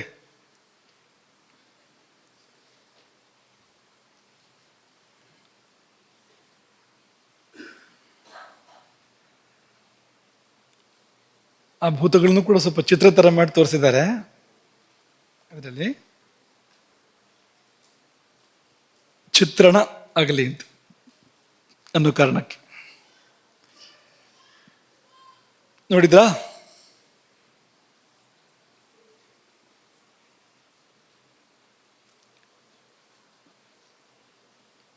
ಅದೆಲ್ಲ ನೋಡಬೇಕು ನೀವು ಅಂತ ನಮ್ಮ ಆಸೆ. ಚಿತ್ರದಲ್ಲಿ ಮಾತ್ರ ಅಲ್ಲ, ನಿಮ್ಮೊಳಗೆ ಇದೆಯಲ್ವಾ, ಈ ಚಿತ್ರದಲ್ಲಿ ನೋಡೋದು ಏನು ಬಂತು, ದೊಡ್ಡ ವಿಷಯ ಏನಿದೆ, ನಿಮ್ಮೊಳಗೆ ನೀವು ಎಲ್ಲ ತತ್ವಗಳನ್ನು ಕಂಡುಕೊಳ್ಳೋ ಹಾಗಾಗಬೇಕು. ಸಹಸ್ರಾರದವರೆಗೆ ನೀವು ಸಾಗಿ ಹೋಗುವಾಗಾದರೆ ಈ ಪ್ರವಚನ ಅತಿಶಯ ಸಾರ್ಥಕತೆಯನ್ನು ಕಾಣುತ್ತೆ. ಆ ಕಡೆಗೆ ನೀವು ಅದು ನಿಮ್ಮನ್ನು ಸೆಳಿಬೇಕು, ನೀವು ಆ ಕಡೆಗೆ ಹೋಗಬೇಕು, ಹೋಗೋ ಮನಸ್ಸು ಮಾಡಬೇಕು. ಎರಡೂ ಕಡೆಯಿಂದ ಆಗಬೇಕು. ಅದು ಒಂದು ಒಪ್ಪಂದ ಅಂತ ಆಗಬೇಕಾದ್ರೆ ಇಬ್ಬರು ಸಹಿ ಮಾಡಬೇಕಾಗತ್ತೆ, ಆ ಕಡೆಯಿಂದ ಈ ಕಡೆಯಿಂದ. ಅದು ಕರಿಬೇಕು, ನೀವು ಹೋಗಬೇಕು, ಅಥವಾ ನೀವು ಕೇಳ್ಕೋಬೇಕು, ಅದು ಬಾ ಅಂತ ಹೇಳಬೇಕು. ಹಾಗಾಗುವಂಥದ್ದು ಅದು. ಮುಂದಕ್ಕೆ ಹೋಗೋಣ. ಅಗ್ನಿಗೆ ನಾಭಿ ನೆಲೆ ಅಂತ ಆಯ್ತಲ್ವಾ. ಈಗ ಶಂಕರಾಚಾರ್ಯರ ಈ ಒಂದು ಶ್ಲೋಕದಲ್ಲಿ ಅವರು ಸಹಸ್ರಾರದನ್ನು ಕೂಡ ಹೇಳಿದ್ದಾರೆ. ಎಲ್ಲೋ ದಾಟಿ ಸಹಸ್ರಾರದಲ್ಲಿ ನೀನು ಪತಿಯ ಜೊತೆಗೆ ವಿಹರಿಸ್ತೀಯೇ, ಸಹಸ್ರಾರೇ ಪದ್ಮೆ ಸಹ ರಹಸಿ ಪತ್ಯ ವಿಹರಸೆ. ಆ ಸಹಸ್ರಾರ ಪದ್ಮದಲ್ಲಿ ಎಲ್ಲವನ್ನು ದಾಟಿ ನೀನು ಪತಿಯೊಂದಿಗೆ ಏಕಾಂತದಲ್ಲಿ ವಿಹರಿಸ್ತೀಯೇ. ಏಕಾಂತದಲ್ಲಿ ಏನು ಅಂದರೆ ಅಲ್ಲಿ ಯಾರು ಹೋಗಕ್ಕೆ ಸಾಧ್ಯ ಅಲ್ಲಿಗೆಲ್ಲ? ಸಹಸ್ರಾರದವರಿಗೆ ಹೋಗೋರು ಅಂದ್ರೆ ಯಾರು ಹೋಗಕ್ಕೆ ಸಾಧ್ಯ ಅಲ್ಲಿಗೆ? ಹೋದರೂ ಅವರು ಬೇರೆಯಾಗಿ ಉಳಿಯೋದೇ ಇಲ್ಲ, ಹೋಗಿ ಅಲ್ಲಿ ಒಂದಾಗ್ತಾರೆ. ಹಾಗಾಗಿ ಏಕಾಂತವೇ, ನಿತ್ಯ ಏಕಾಂತ. ಎಷ್ಟು ಮಂದಿ ಹೋದರೂ ಕೂಡ ಏಕಾಂತವೇ, ಅದಲ್ಲಿ ಒಬ್ಬರೇ ಇರೋಕ್ಕೆ ಸಾಧ್ಯ ಅನ್ನುವ ಥರದ್ದು ಆ ಸಹಸ್ರಾರ ಚಕ್ರ ಎನ್ನುವಂಥದ್ದು. ಅದು ಅದ್ವೈತವೇ, ಅದು ಐಕ್ಯ ಸ್ಥಾನವೇ ಹೌದು ಅದು ಅನ್ನೋದನ್ನು ಭಾವಿಸಿ ಒಂದು ಸಂಗತಿಯನ್ನು ಗಮನಿಸಿ ಮೊದಲು ಹೋಗೋಣ. ಈಗ ಬೆಳಕು ಬೆಂಕಿ ಅಲ್ವಾ, ಅಗ್ನಿಯಲ್ಲಿ ಎರಡು ಗುಣ ಇದೆ ನೋಡಿ ಅಂತ. ಎರಡು ಗುಣ ಇದೆ. ಒಂದು ಬೆಳಕಾಗಿ ಬೆಳಗುವಂಥದ್ದು, ಇನ್ನೊಂದು ಬೆಂಕಿಯಾಗಿ ಸುಡುವಂಥದ್ದು. ಎರಡು ರೂಪ ಇದೆಯೋ ಇಲ್ವಾ? ದೀಪ ಹಚ್ಚಿದ್ರೆ ಬೆಳಗತ್ತೆ ಕೋಣೆಯನ್ನೆಲ್ಲ, ಅದು ಅಲ್ವಾ? ಮುಟ್ಟಿದ್ರೆ ಸುಡುತ್ತೆ ಅದು. ಹಾಗಾಗಿ ಬೆಳಗುವ ಗುಣವೂ ಇದೆ, ಸುಡುವ ಗುಣವೂ ಇದೆ. ಎರಡು ತುಂಬ ಭಿನ್ನವಾಗಿರ್ತಕ್ಕಂಥ ಗುಣಗಳು. ಅದು ಬೆಳಗುವಿಕೆ ಅನ್ನೋದು ತುಂಬ ಮಂಗಲಕರವಾಗಿ ನಮಗೆ ಮನಸ್ಸಿಗೆ ಬರೋವಂಥದ್ದು. ಸುಡೋದು ಅಪ್ಯಾಯಮಾನ ಅಂತ ಹೇಳಕ್ಕಾಗತ್ತಾ? ತುಂಬ ವ್ಯತ್ಯಾಸ ಇದೆ ಅದಕ್ಕೂ. ಆದರೆ ನಮ್ಮಲ್ಲಿ ಅಗ್ನಿ ಎರಡು ಕಡೆಗೆ ಎರಡೂ ಗುಣಗಳನ್ನು ವ್ಯಕ್ತಪಡಿಸಿ ನೆಲೆಸಿದೆ ನಮ್ಮೊಳಗೆ. ಹತ್ರನೇ ಅದೇ ಅಗ್ನಿ. ಯಾವ ಅಗ್ನಿ? ತಸ್ಯ ಮಧ್ಯೆ ಮಹಾನಗ್ನಿ ಅಂತ ಹೇಳ್ತಾರಲ್ಲ, ಆ ಅಗ್ನಿ ಎರಡು ಕೇಂದ್ರಗಳಲ್ಲಿ ನೆಲೆಸಿ ಅನುಗ್ರಹ ಮಾಡ್ತಾ ಇದೆ ನಮಗೆ. ಒಂದು ಕಡೆ ಬೆಳಗಿ ಅನುಗ್ರಹ ಮಾಡ್ತಾ ಇದೆ, ಇನ್ನೊಂದು ಕಡೆಗೆ ಸುಡುವ ಮೂಲಕ ಅನುಗ್ರಹ ಮಾಡ್ತಾ ಇದೆ. ಹೃದಯದಲ್ಲಿ ಅದು ಜ್ಯೋತಿಯಾಗಿ ಬೆಳಗ್ತಾ ಇದೆ. ಅದೇ ಅಗ್ನಿ, ಬೇರೆ ಯಾವುದೂ ಅಲ್ಲ. ಹೃದಯದಲ್ಲಿ ಜ್ಯೋತಿಯಾಗಿ, ಜೀವಜ್ಯೋತಿಯಾಗಿ, ಆತ್ಮಜ್ಯೋತಿಯಾಗಿ, ಪರಮಾತ್ಮ ಜ್ಯೋತಿಯಾಗಿ ಹೃದಯದಲ್ಲಿ ಬೆಳಗ್ತಾ ಇದೆ. ಬದುಕನ್ನು ಕೂಡ ಅದು ಬೆಳಗ್ತಾ ಇದೆ. ಅದು ಆ ಬೆಳಕಲ್ಲೇ ನಾವು ಬದುಕ್ತಾ ಇರುವಂಥದ್ದು. ನಾವು ಅದನ್ನು ಅದ್ರ ಬಗ್ಗೆ ನಂಬಿಕೆ ಇರಲಿ ಇಲ್ಲದೆ ಇರಲಿ, ನಾವು ಒಪ್ಪಲಿ ಬಿಡಲಿ, ಕಾಣಲಿ ಕಾಣದೇ ಇರಲಿ, ನಾವು ಬದುಕ್ತಾ ಇದ್ರೆ ಅದರ ಬೆಳಕಲ್ಲೇ, ಸಂಶಯ ಏನೂ ಇಲ್ಲ. ಒಬ್ಬ ನಾಸ್ತಿಕನಿಗೆ ದೇವರಿಲ್ಲ ಅಂತ ಹೇಳಬೇಕು ಅಂದರೆ ಇಲ್ಲ ಅನ್ನೋ ಶಕ್ತಿಯನ್ನು ದೇವರೇ ಕೊಡಬೇಕಾಗತ್ತೆ. ನಾಲ್ಗೆ ಕೆಲಸ ಮಾಡಬೇಕಲ್ಲ, ಧ್ವನಿಪೆಟ್ಟಿಗೆ ನಾಲ್ಗೆ ಎಲ್ಲ ಕೆಲಸ ಮಾಡಬೇಕಲ್ಲ. ಆಕಾಶ ಏನಿಲ್ಲ ಅಂತ ಹೇಳಬೇಕು ಅಂದರೆ ಆಕಾಶವೇ ಕೆಲಸ ಮಾಡಬೇಕು ಪಾಪ ಅದಕ್ಕೂ ಕೂಡ ಅಂತ ಮಾಡಿದರೆ ಹೇಳೋಕ್ಕೆ ಸಾಧ್ಯ ಅದು ನಾನು. ಆದರೆ ಅದು ಮತ್ತೆ ಮತ್ತೆ ಹಾಗೆ ವರ್ತಿಸ್ತಾ ಹೋದಾಗ ಅದೆಲ್ಲ ಹಿಂದಕ್ಕೆ ಹೋಗ್ತಾ ಬರುತ್ತೆ. ಆಕಾಶ ಹಿಂದಕ್ಕೆ ಹೋದ್ರೆ ಮಾತಿಲ್ಲ ಅಂತಾಗತ್ತೆ. ಮಾತಿಲ್ಲದ ಜನ್ಮ ಬರ್ಬೋದು ಮುಂದಕ್ಕೆ. ಅಪಚಾರ ಮಾಡ್ತಾ ಮಾಡ್ತಾ ಹೋದರೆ ಮಾತಿಲ್ಲದ ಜನ್ಮ ಬರ್ಬೋದು. ಅದಕ್ಕೆಲ್ಲ ಪ್ರತಿಕ್ರಿಯೆ ಇದೆ, ಇಲ್ಲ ಅಂತಲ್ಲ. ಆದರೆ ಅದು ಇದೆ, ಅದು ಬದುಕನ್ನು ಬೆಳಗ್ತಾ ಇದೆ. ಆ ಬೆಳಕಲ್ಲಿ ನಾವು ಮುಂದಕ್ಕೆ ಸಾಗ್ತಾ ಇರುವಂಥದ್ದು ಅನ್ನೋದು ಒಂದು.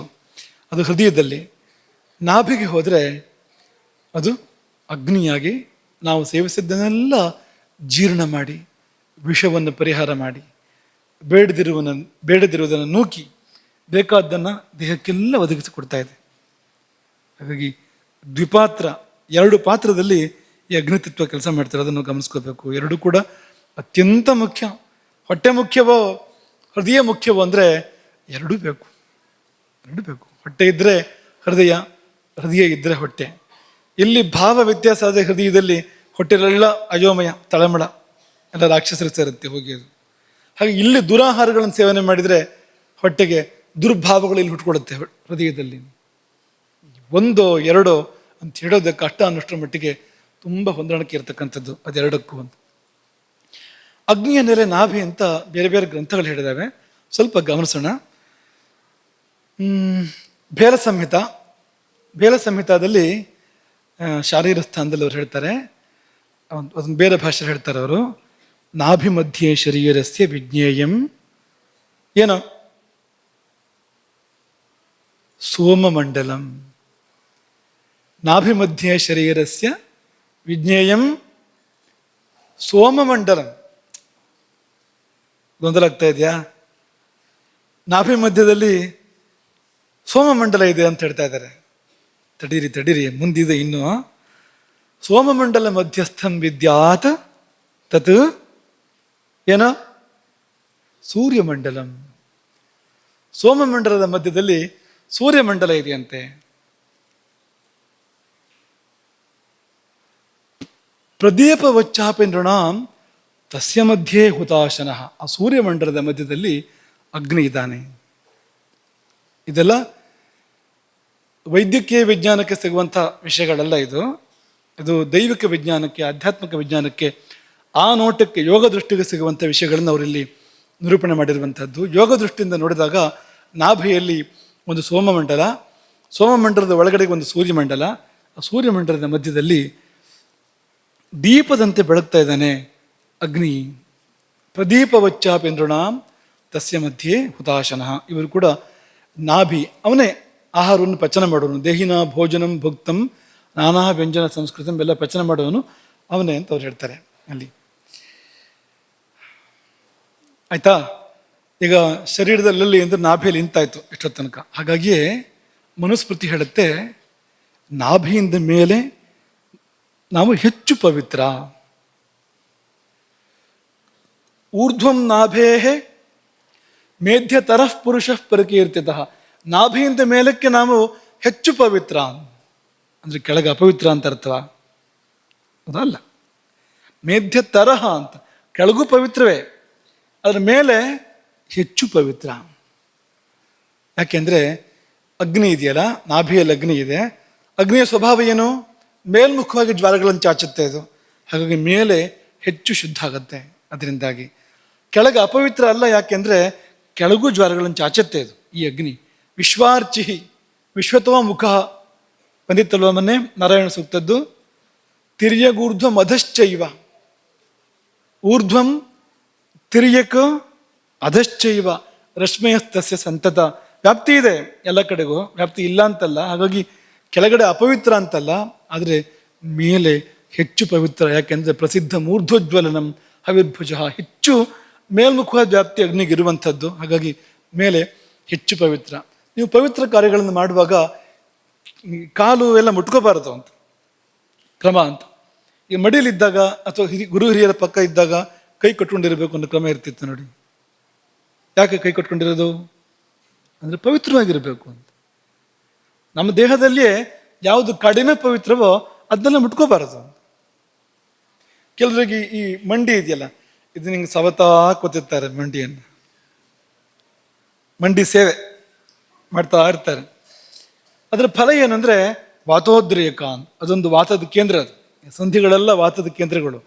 ವಾತ ಅದು ಕಿರಿಕಿರಿ ಆಗುತ್ತೆ ಅದಕ್ಕೆ.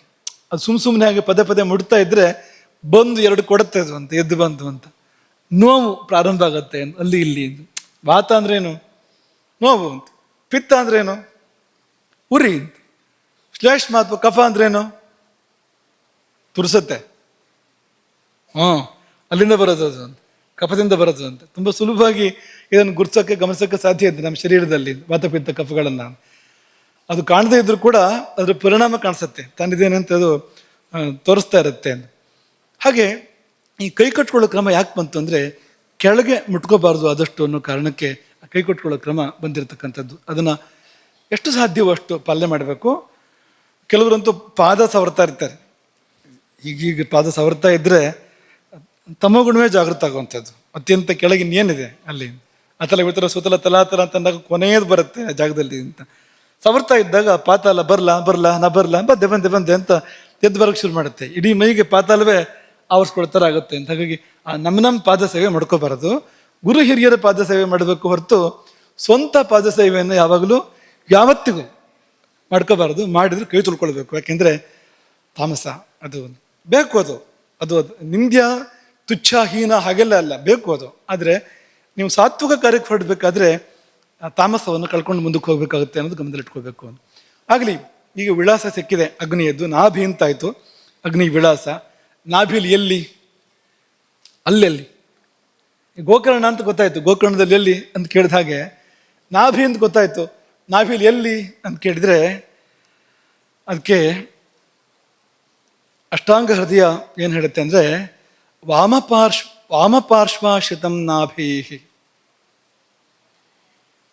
ಅವರು ಕೂಡ ಸೂರ್ಯಮಂಡಲ ಸೋಮಮಂಡಲ ಎಲ್ಲ ಹೇಳ್ತಾರೆ, ಅದರೊಳಗಡೆಗೆ ಅಗ್ನಿ ಇದೆ ಅಂತ ಹೇಳ್ತಾರೆ. ಅಗ್ನಿ ಈ ಗಾಜಿನ ಬುರುಡೆ ಒಳಗಿಟ್ಟ ದೀಪದ ಹಾಗೆ ಪ್ರಜ್ವಲಿಸ್ತಾ ಇದೆ ಅಂತ ಹೇಳ್ತಾರೆ ಅವರು. ಇದೆಲ್ಲ ವರ್ಣನೆ ಮಾಡ್ತಾರೆ ಅವರು. ಆದರೆ ಅವರು ಮುಖ್ಯವಾಗಿ ಏನು ಹೇಳ್ತಾರೆ ಅಂದರೆ ವಾಮಪಾರ್ಶ್ವಾಶ್ರಿತಂ ನಾಭೀಹಿ, ನಾಭಿಯ ವಾಮಪಾರ್ಶ್ವದಲ್ಲಿ, ಸರಿ ಮಧ್ಯ ಇದೆ ಅಂತ ಅನ್ಕೋಬೇಡಿ. ಮಣಿಪುರ ಚಕ್ರ ಮಧ್ಯದಲ್ಲಿ ಇರೋದು ಹೋದಾದರೂ ಈ ಜಠರಾಗ್ನಿಯ ಕೇಂದ್ರ, ವೈಶ್ವಾನರಣ ಕೇಂದ್ರ ನಾಭಿಯ ಕೊಂಚ ಎಡಕ್ಕೊತ್ತಿ ಎಡಭಾಗದಲ್ಲಿದೆ. ಭಾವಪ್ರಕಾಶ ಲಘುತ್ರಯಿ ಅಂತ ಹೇಳ್ತಾರೆ, ಅದರಲ್ಲಿ ಒಂದು ಭಾವಪ್ರಕಾಶ. ಅವರು ಇನ್ನೊಂಚೂರು ಹತ್ತದ ವಿಳಾಸ ಕೊಡ್ತಾರೆ. ಆಯ್ತು, ಎಡಗಡೆ ಎಲ್ಲಿ ಅಂತ ಕೇಳಿದ್ರೆ ಈ ಮಣಿಪುರ ಚಕ್ರದ ವ್ಯಾಪ್ತಿಯಲ್ಲಿ, ಹೊಟ್ಟೆ ವ್ಯಾಪ್ತಿಯಲ್ಲಿ ಎಡಗಡೆಗೆ ಅಂತ ಗೊತ್ತಾಯ್ತು. ಎಡಗಡೆ ಎಲ್ಲಿ ಅಂತ ಕೇಳಿದ್ರೆ ವಾಮದಿಶಾಯಾಮ್ ಅನಲಹ ನಾಭೇರೂರ್ಧ್ವೇಸ್ತಿ ಜಂತೂನಾಂ. ಎಡಭಾಗದಲ್ಲಿದೆ ನಾಭಿ, ಎಡಭಾಗದಲ್ಲಿ ಅಂದರೆ ಅಲ್ಲೇ ನಾಭಿ ಪಕ್ಕದಲ್ಲಿ, ಹೊಕ್ಕಳಿನ ಎಡಭಾಗಕ್ಕೆ ಅಂತ ಅರ್ಥ ಅಲ್ಲ ಅದಕ್ಕೆ. ಎಡಭಾಗದಲ್ಲಿ ಹೌದು, ಚುದ್ ಮೇಲೆ ಅಂತ, ಅಲ್ಲೇ ವಾಮದಿಶಾಯಾಮ್ ಅನಲಹ ಅಗ್ನಿ ನಾಭೇಹಿ ಊರ್ಧ್ವೇ ಅಸ್ತಿ ಜಂತೂನಾಂ. ಹಾಗಾಗಿಯೇ ರಾತ್ರಿ ಎಡಮಗ್ಲಲ್ಲಿ ಮಲ್ಕೋಬೇಕು. ಯಾಕೆಂದ್ರೆ ಆಹಾರವನ್ನು ಅಗ್ನಿ ಜೀರ್ಣ ಮಾಡಬೇಕಲ್ಲ. ಮೇಲ್ಮುಖವಾದ ಗತಿ ಅಗ್ನಿಗೆ ಮುಖ್ಯವಾಗಿರುವಂಥದ್ದು ಪ್ರಧಾನವಾಗಿ. ರಾತ್ರಿ ಸ್ವಲ್ಪ ದುರ್ಬಲ ಅದು, ಹಗಲಾದರೆ ಪರವಾಗಿಲ್ಲ ಓಡಾಡ್ತಾ ಇರ್ಬೋದು ನಾವು. ರಾತ್ರಿ ಅಗ್ನಿ ಬಲ ಸ್ವಲ್ಪ ಕಡಿಮೆ ಇದೆ. ಅವಾಗೇನು ಮಾಡಬೇಕು ಅಂದರೆ ಎಡಮಗ್ಲಾಗಿ ಮಲಗಿದಾಗ ಆ ಅಗ್ನಿ ಊರ್ಧ್ವಕ್ಕೆ ಅದು ಉರಿದಾಗ ಸರಿಯಾಗಿ ಆಹಾರ ಪಚನಕ್ಕೆ ಬೇಕಾಗಿರ್ತಕ್ಕಂಥ ಸ್ಥಾನಕ್ಕೆ ಆ ಅಗ್ನಿಯ ಪ್ರಭಾವ ಸಿಗುತ್ತೆ. ಹಾಗಾಗಿ ರಾತ್ರಿ ಎಡಮಗ್ಲಾಗಿ ಏಳಬೇಕು, ಎಡಮಗ್ಲಾಗಿ ಮಲಗಬೇಕು. ಬೆಳಿಗ್ಗೆ ಬಲಮಗ್ಗಲಿನಲ್ಲಿ ಏಳಬೇಕು. ಏಳುವಾಗ ಬಲಮಗ್ಗಲು, ಮಲಗುವಾಗ ಎಡಮಗ್ಗಲು ಅನ್ನೋದು ಇದೇ ಕಾರಣಕ್ಕಾಗಿ. ಯಾವ ಪ್ರದೇಶದಲ್ಲಿ ಅಗ್ನಿ ಬರುತ್ತೆ ಅನ್ನೋದಕ್ಕೆ ಒಂದು ನಿಮಗೊಂದು ಅಂದಾಜು ಸಿಗಲಿ ಅನ್ನೋ ಕಾರಣಕ್ಕೆ ತೋರಿಸ್ತಾ ಇರೋವಂಥದ್ದು ಇದು. ಅಲ್ಲಿ ಎಲ್ಲಿ ಅಂತ ಪುನಃ ಕೇಳಿದರೆ ವಾಮಭಾಗದಲ್ಲಿ ಮೇಲಕ್ಕೆ ಅಂತ ಗೊತ್ತಾಯ್ತಲ್ಲ, ಮೇಲಕ್ಕೆ ಅಂದರೆ ಪಕ್ಕ ಎಲ್ಲಿ ಅಂತ ಕೇಳಿದರೆ ಪಕ್ವಾಶಯ ಆಮಾಶಯಗಳ ಮಧ್ಯದಲ್ಲಿ ಎಂಬುದಾಗಿ ಆಚಾರ್ಯರುಗಳು ವಿವರಣೆ ಕೊಡುವಂಥದ್ದು. ಸುಶ್ರುತರು ಹೇಳ್ತಾರೆ ತಮ್ಮ ಸೂತ್ರಸ್ಥಾನದಲ್ಲಿ 21:10 ಅಲ್ಲಿ ಹೇಳ್ತಾರೆ, ಪಕ್ವ ಆಮಾಶಯ ಮಧ್ಯಸ್ಥನ್ ಪಿತ್ತಂ ಚತುರ್ವಿಧಂ ಅನ್ನಪಾನಂ ಪಚತಿ ವಿವೇಚಯತಿ ಚ ದೋಷರಸ ಮೂತ್ರ ಪುರೀಷಾಣಿ. ಈ ನಮ್ಮ 4 ವಿಧದ ಊಟ ಏನು ಮಾಡ್ತೇವೆ ನಾವು, ಭಕ್ಷ್ಯ ಭೋಜ್ಯ ಲೇಖ್ಯ ಚೋಷ ಎಲ್ಲ ಏನು ಊಟ ಮಾಡ್ತೇವೆ, ಇದೆಲ್ಲವನ್ನು ಪಚನ ಮಾಡುತ್ತೆ. ಅದು ವಿವೇಚಯತಿ, ಬೇರೆ ಬೇರೆ ಮಾಡುತ್ತೆ. ದೋಷ ರಸ ಮೂತ್ರ ಪುರುಷ ಎಲ್ಲ ವಿವೇಚನೆ ಮಾಡುವಂಥದ್ದು ಆ ಅಗ್ನಿ ಇದೆಯಲ್ಲ, ಅದಿರೋದು ಎಲ್ಲಿ ಅಂದರೆ ಪಕ್ವಾಶಯ ಮತ್ತು ಆಮಾಶಯಗಳ ಮಧ್ಯದಲ್ಲಿದೆ ಅದು ಎಂಬುದಾಗಿ ಸುಶ್ರುತರು ಹೇಳ್ತಾರೆ. ಇದನ್ನೇ ಅಷ್ಟಾಂಗ ಹೃದಯ ಕೂಡ ಹೇಳುತ್ತೆ. ಅಷ್ಟಾಂಗ ಹೃದಯದ ವ್ಯಾಖ್ಯಾನ ಹೇಳುತ್ತೆ, ಸ್ವಸ್ಥಾನಂ ಕಾಯಾಗ್ನೇಹಿ ಪಕ್ವ ಆಮಾಶಯೋ ಮಧ್ಯಂ. ಅರುಣದತ್ತ ಕೃತ ವ್ಯಾಖ್ಯಾನ ಅಷ್ಟಾಂಗ ಹೃದಯ ಸೂತ್ರಸ್ಥಾನದ್ದು. ಸ್ವಸ್ಥಾನಂ ಕಾಯಾಗ್ನೇಹಿ ಪಕ್ವಾಮಾಶಯೋ ಮಧ್ಯಂ. ಅದಕ್ಕೇನು ಹೆಸರು ಅಂದರೆ, ಅದಕ್ಕೆ ಚರಕರು ಗ್ರಹಣಿ ಅಂತ ಅದನ್ನು ಕರೆದಿದ್ದಾರೆ. ಆ ಸ್ಥಾನವನ್ನು ಗ್ರಹಣಿ ಅಗ್ನಿಧಿಷ್ಠಾನ ಮನ್ನಸ್ಯ ಗ್ರಹಣಾತ್ ಗ್ರಹಣೀ ಮತ. ಅಗ್ನಿಯ ಅಧಿಷ್ಠಾನ ಯಾವುದು ಅಂದರೆ ಗ್ರಹಣಿ ಅಂತ ಅದಕ್ಕೆ ಹೆಸರು. ಆ ಜಾಗಕ್ಕೆ ಸಣ್ಣ ಕರುಳಿನ ಆರಂಭ ಅದನ್ನು ಗ್ರಹಣಿ ಅಂತ ಕರೀತಾರೆ. ಯಾಕೆಂದರೆ ಅನ್ನಸ್ಯ ಗ್ರಹಣಾತ್, ಅನ್ನವನ್ನು ಅದು ಉಂಡ ಆಹಾರವನ್ನು ಹಿಡಿದಿಟ್ಕೊಳ್ಳೋದ್ರಿಂದ ಅದಕ್ಕೆ ಗ್ರಹಣಿ ಎನ್ನುವ ಹೆಸರು ಎಂಬುದಾಗಿ ಅದನ್ನು ನಾಭೆಯ ರೂಪರಿ ಅಂತ ಅವರು ಕೂಡ ಹೇಳ್ತಾರೆ, ಮೇಲ್ಭಾಗದಲ್ಲಿದೆ ಸ್ವಲ್ಪ, ಅದಕ್ಕೆ ಗ್ರಹಣಿ ಅಂತ ಹೆಸರು ಎಂಬುದಾಗಿ. ಅದೇನು ಮಾಡುತ್ತೆ ಅಂದರೆ ಅಪಕ್ವಂ ಧಾರಯತ್ಯನ್ನಂ ಪಕ್ವಂ ಸೃಜತಿ ಪಾರ್ಶ್ವತಃ. ಪಕ್ವ ಆಗದೇ ಇರೋಂಥದ್ದು, ಇನ್ನು ಜೀರ್ಣ ಆಗಿಲ್ಲ, ಅದನ್ನು ತಗೊಳುತ್ತೆ, ಅದು ಹಿಡಿದಿಟ್ಕೊಳ್ಳುತ್ತೆ, ಜೀರ್ಣ ಮಾಡುತ್ತೆ ಇಟ್ಕೊಂಡಲ್ಲಿ.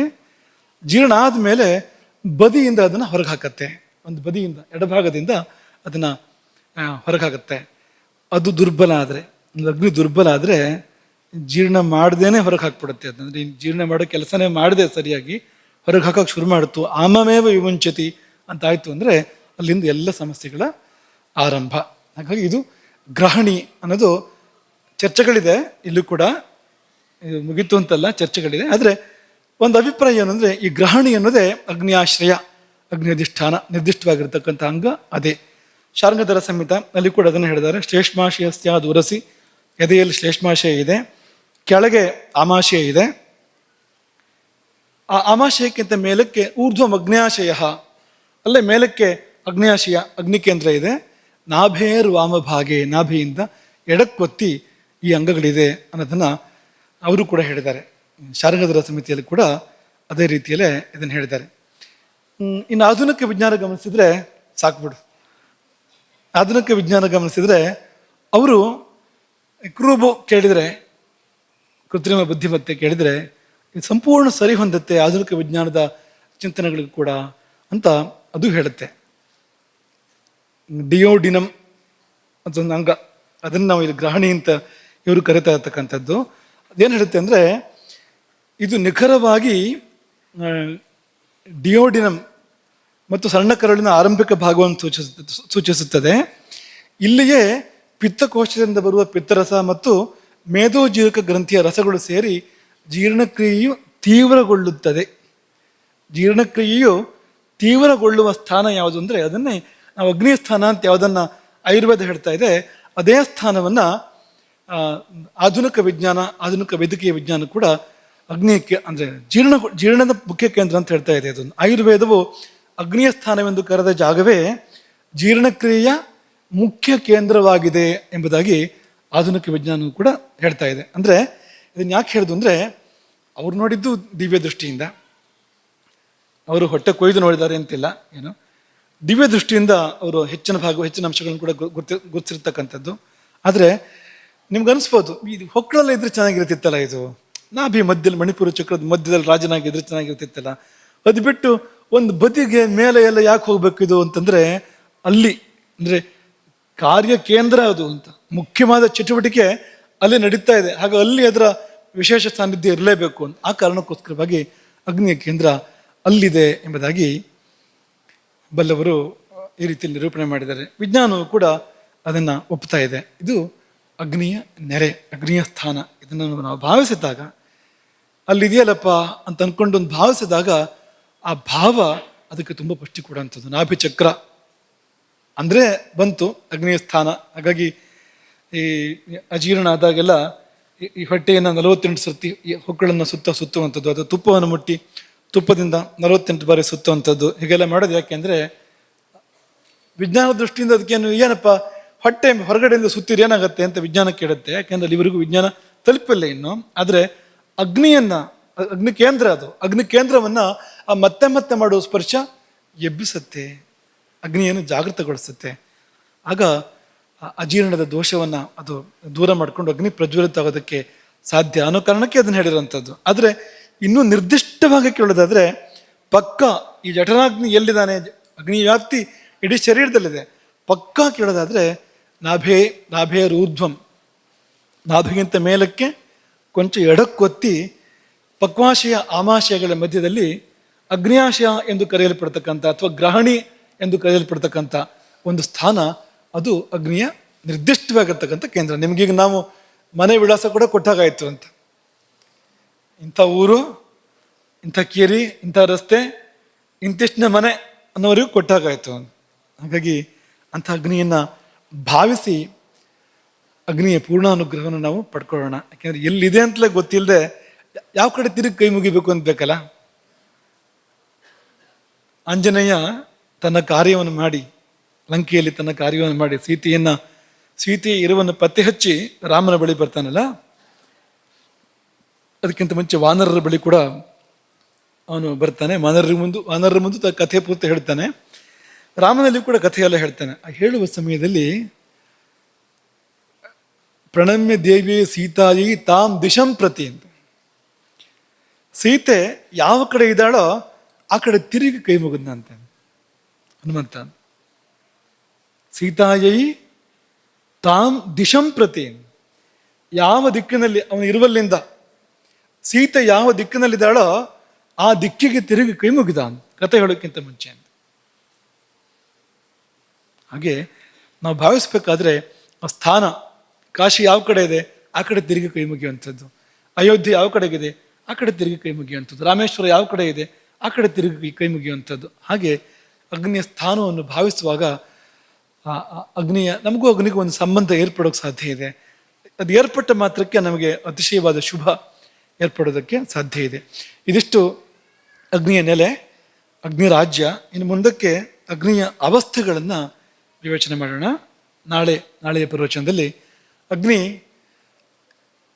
ಹೇಗೆ ಬೇರೆ ಬೇರೆ ಅವಸ್ಥೆಗಳನ್ನು ತಾಳುತ್ತೆ ಮತ್ತು ನಮ್ಮ ಅವಸ್ಥೆ ಏನಾಗುತ್ತೆ, ಅಗ್ನಿ ಬೇರೆ ಬೇರೆ ಅವಸ್ಥೆಗಳನ್ನು ತಾಳಿದಾಗ ನಮ್ಮ ಅವಸ್ಥೆ ದುರವಸ್ಥೆ ಅಥವಾ ಸದವಸ್ಥೆ ಏನಾಗುತ್ತೆ ಅನ್ನೋದನ್ನು ನೋಡೋಣ. 4 ಅವಸ್ಥೆಗಳನ್ನು ಹೇಳ್ತಾ ಇದ್ದಾರೆ ಅಗ್ನಿಗೆ. ಅದರಲ್ಲಿ 3 ದುರವಸ್ಥೆಗಳು ನಮಗಾಗೋದು. ಅಗ್ನಿ ಏನಾದ್ರು ಹಾಗೆಲ್ಲ ಆಗಿಬಿಟ್ರೆ ದುರವಸ್ಥೆಯ ನಮಗೆ. ಆದರೆ ಒಂದು ಸ್ಥಿತಿ ಇದೆ, ಆ ಸ್ಥಿತಿಯಲ್ಲಿದ್ದರೆ ನಾವು ಆರೋಗ್ಯವಾಗಿರ್ತೀವಿ. ಮಾತ್ರ ಅಲ್ಲ, ಆತ್ಮ ಮಾರ್ಗದಲ್ಲಿ, ಪರಮಾತ್ಮ ಮಾರ್ಗದಲ್ಲಿ ಕೂಡ ಮುನ್ನಡೆಯೋಕ್ಕೆ ನಮಗೆ ಅನುಕೂಲ ಆಗತ್ತೆ, ಸಾಧ್ಯ ಆಗತ್ತೆ. ಅಂಥ ಒಂದು ಅವಸ್ಥಾ ಚತುಷ್ಟಯವನ್ನು ನಾಳೆ ಚಿಂತಿಸೋಣ. ಹರೇ ರಾಮ. ಗೋಕರ್ಣ ಮಂಡಲಾಧೀಶ್ವರ ಶ್ರೀಮಜ್ಜಗದ್ಗುರು ಶಂಕರಾಚಾರ್ಯ ಶ್ರೀ ಶ್ರೀ ರಾಘವೇಶ್ವರ ಭಾರತೀ ಸ್ವಾಮಿ ಮಹಾರಾಜ್ ಕೀ